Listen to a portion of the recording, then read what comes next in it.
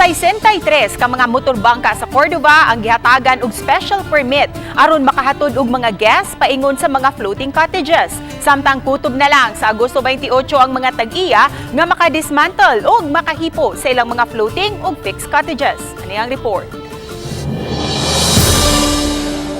Usa ka one-stop shop ang tuyong gipahigayon niadtong Biyernes sa sports complex sa lungsod sa Cordova uban ang mga representante sa Marina 7, DOT7 ug sa LGU aron mahatagan og kahigayunan ang mga nanag-iya ug nag-operate og motorbangka nga makaparehistro ug makalukat og special permit.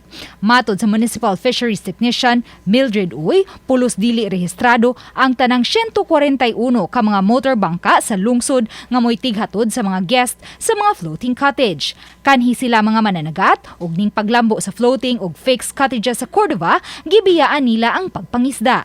Usa sa mga milinya ang motorbangka operator nga si Adonis Mingito kinsa na nag-iya usab og duha ka floating cottage. Gipahibaw sa Municipal Fisheries Technician nga sa 141 ka mga motorized bangka sa lungsod, 63 lang kanila ang nahatagan og mayor's permit ug special permit gikan sa Marina 7.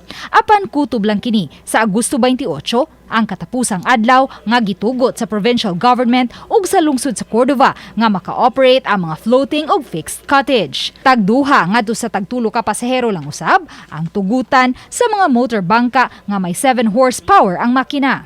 Gidugang sa Municipal Fisheries Technician nga hangtod sa Agosto 28 na lang usab tugutan ang mga tag-iya nga makadismantle ug makahipos sa ilang mga floating ug fixed cottage. Pagka Agosto 29, wa nay tugutang makapaduol pa sa mga floating cottage nga magpabilin pa sa dapit. Ay para kin ma-clear ang dagat.